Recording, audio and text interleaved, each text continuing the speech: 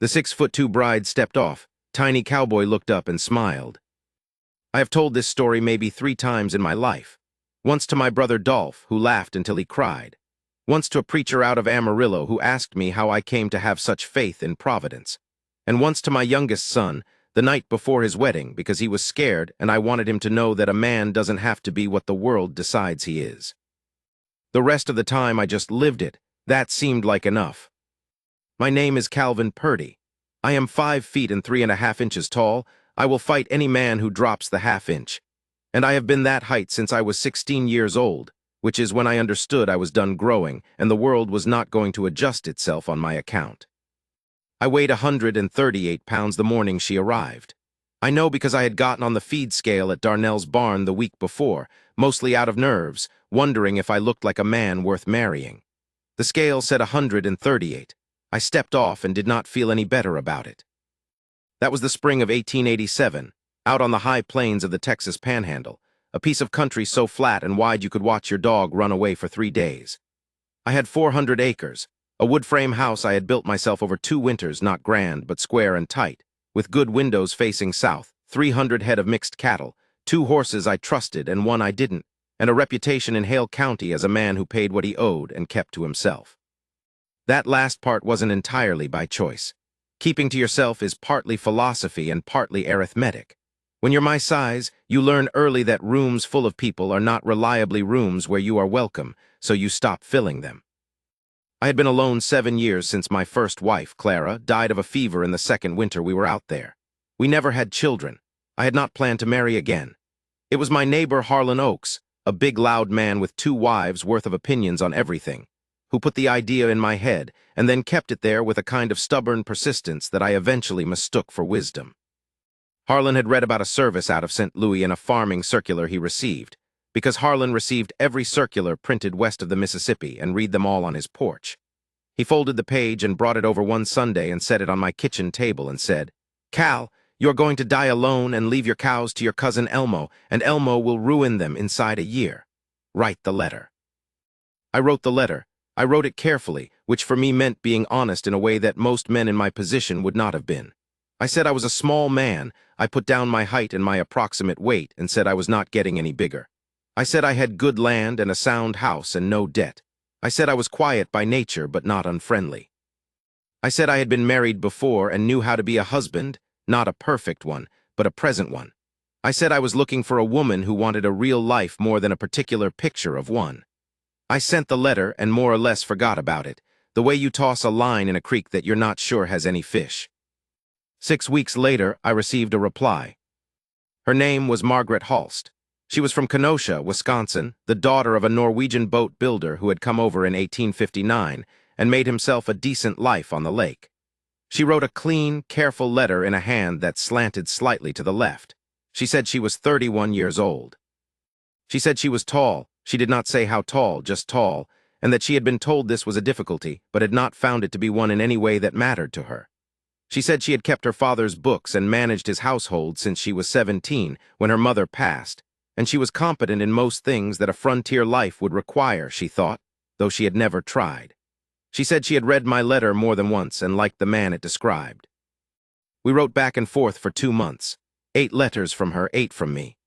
I learned that she read widely. She mentioned Trollope and then seemed briefly embarrassed about it, and I wrote back that I had a small shelf of books myself and was not embarrassed by any of them.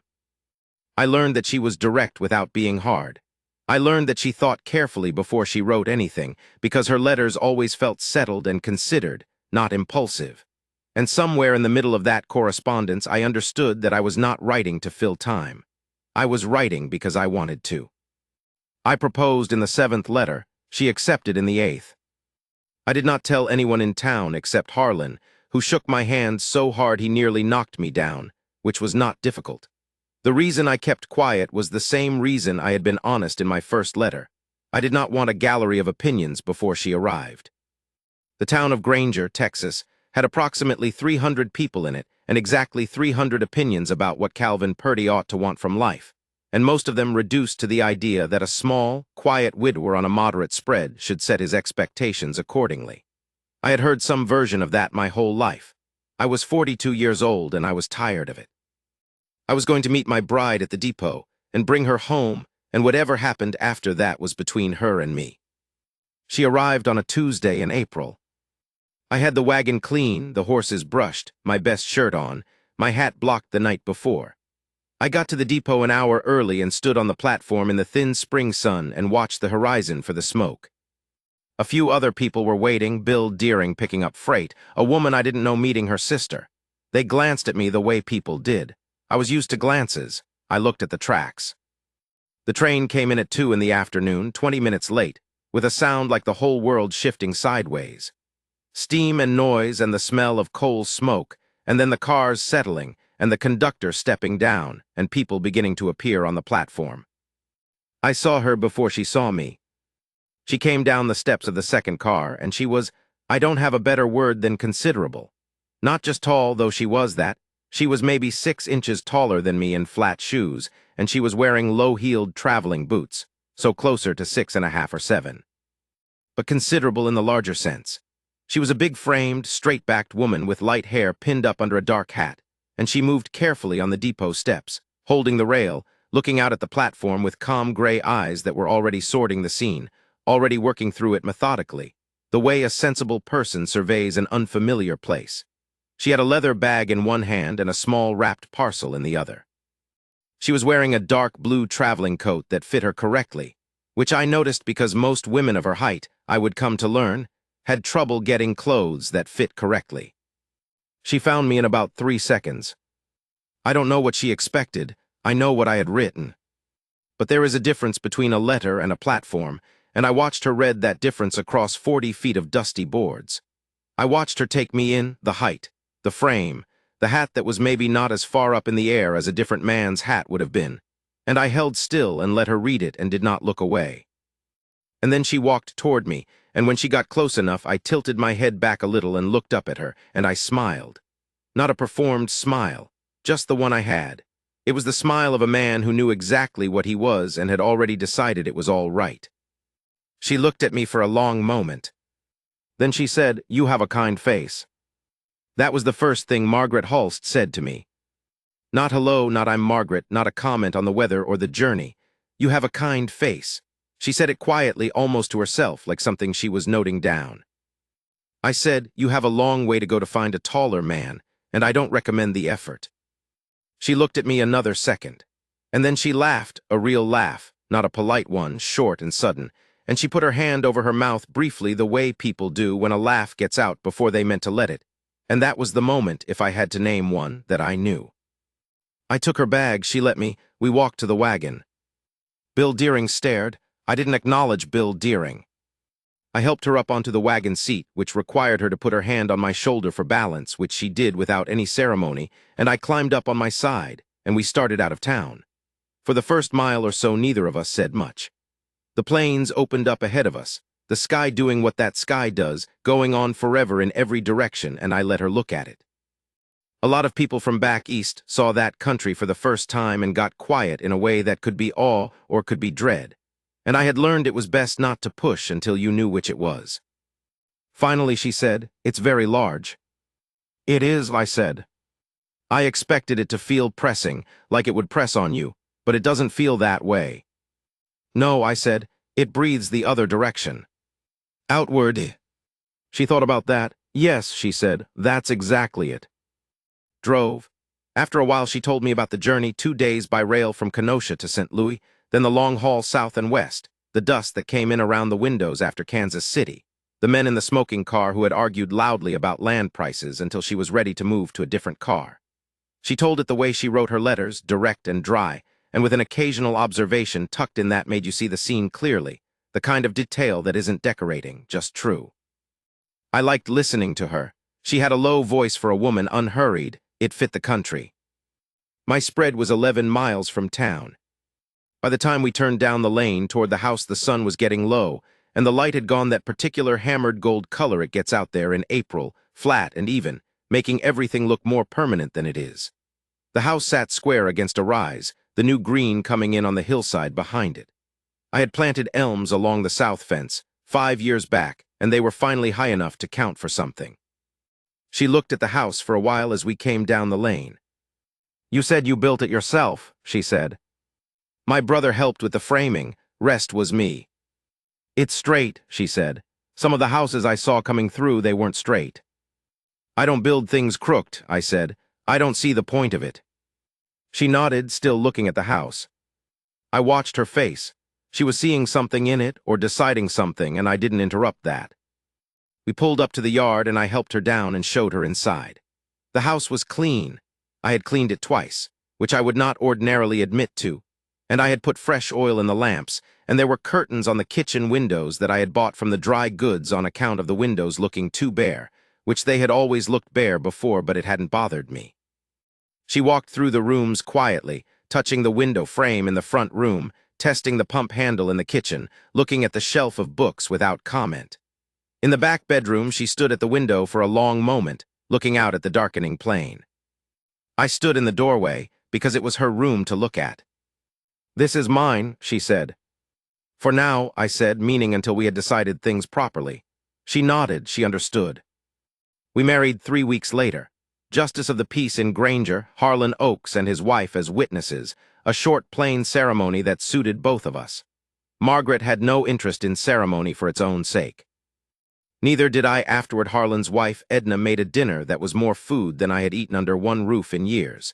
And Margaret and Edna talked in the kitchen for 2 hours, while Harlan and I sat on the porch, and Harlan was uncharacteristically quiet, which I took as a sign that even he understood this was a thing to leave alone. Those first weeks were, I want to say careful, but that isn't quite right. Attentive is closer. We were attentive to each other, the way you are when you are learning a new piece of country that matters to you. She learned where I kept things and how I liked the mornings and the fact that I needed quiet before I'd had coffee and conversation after. I learned that she read for an hour before she slept and that she didn't want help with things she could manage herself, and that when something troubled her she went quiet, not loud, and waited until she had something useful to say before she said it. The trouble with the town came at about the 6-week mark. I had known something was circulating. Granger was too small for anything not to circulate. I'd caught a look or two on the street, heard a word go quiet as I walked past Deering's, seen the particular way that Reverend Hooper's wife smiled at Margaret when we came out of the dry goods together. A smile that had in it something Margaret hadn't done anything to earn. I didn't say anything about it to her because I had been absorbing that kind of thing my whole life, and I knew how to carry it, and I wasn't sure she needed to. But the thing itself came from Sid Weaver, who owned the feed store and had about twice the mouth God intended for a man. I was in the store picking up a block of salt, and Weaver had a couple of his regular men there, the ones who used his counter as a place to stand and be wise about other people's lives. I was loading the salt onto the wagon when I heard him. He wasn't being quiet. He was talking about Margaret. He was saying a woman like that, and then some words I am going to leave out. A woman like that doesn't stay. She'd figure it out, probably already figuring it out. Man's got nothing to offer a woman like that. He said small in a way that had a particular mean curl to it. I put the salt down. I walked back in. I am not a tall man, but I have been working land since I was 14, and I weigh what I weigh, and it's mostly not extra. Weaver was bigger. That was fine. I stood in front of him, and I looked up at him, and I said, "You finish that sentence out loud one more time, and I will discuss it with you somewhere that doesn't have witnesses." Weaver looked at me. His 2 men went quiet.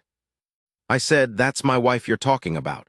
The last time I checked, what she does or doesn't do is between her and me, and you don't figure into it, Sid, not in any way I can see. So I will ask you to put it away."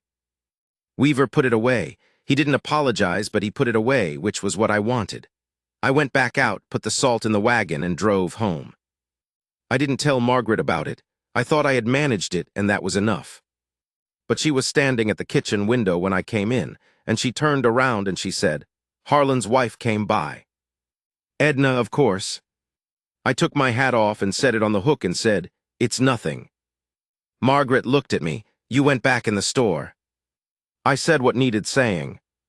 She was quiet a moment. Then she said, "Cal," just my name, the way she said it. I stopped and looked at her.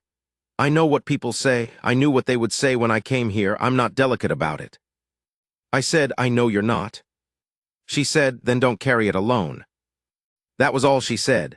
She turned back to the stove. But she put her hand out as she turned, just for a moment backward, toward me, and I took it. She squeezed once, plain and firm, and let go and went back to what she was doing. I stood there in my kitchen and felt something I don't have a clean name for.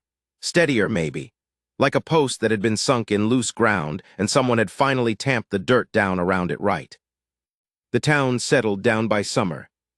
Towns generally do, because towns have limited attention and the next thing always comes along. Weaver and I came to a working arrangement. He kept his thoughts about my household to himself, and I continued to buy feed from him, which was a practical accommodation for both of us. The other opinions receded. Margaret had a quality that tended to end opinions. She was competent and straightforward and generous when generosity was warranted, and she did not perform any of these things. She just was them. People eventually took her at her value, the way they do with a reliable horse or a well-built fence, not because they had decided to, but because it became impossible not to. Harlan's wife, Edna, became her real friend. They had some frequency between them that I never entirely understood but recognized as genuine, the kind of thing where two women can talk for 3 hours and both of them leave looking lighter. Margaret did not have many people like that in her life, I came to understand. She had been running a household since 17 and being competent and not particularly celebrated for it, and finding someone to talk to freely was something she had mostly done without. I watched her become at home in the country that summer. She had taken to it like someone who had been in the wrong climate for years without knowing it. She liked the openness, the way I had thought she might. She liked mornings out there, the long light and the silence, and she would stand on the porch with her coffee before the day got hot and just look, which I respected because I had been doing the same thing for years alone and had always thought it was a good way to start. She rode competently, better than she'd let on in her letters.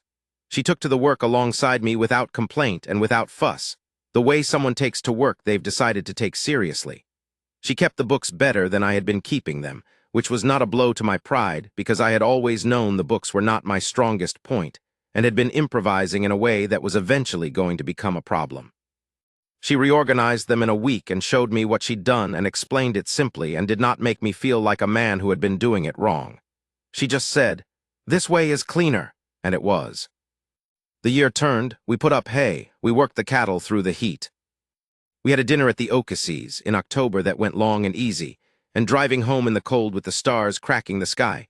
Margaret had her arm through mine and was close enough that I could feel the warmth of her, and we didn't talk much, just let the horses find the road, and I thought about the letter I had written 18 months before, the one where I had told the truth about what I was, and I thought about the woman who had written back and said I liked the man this letter describes.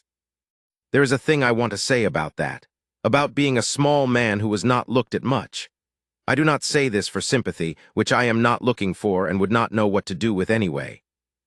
I say it because it is the truth of the thing.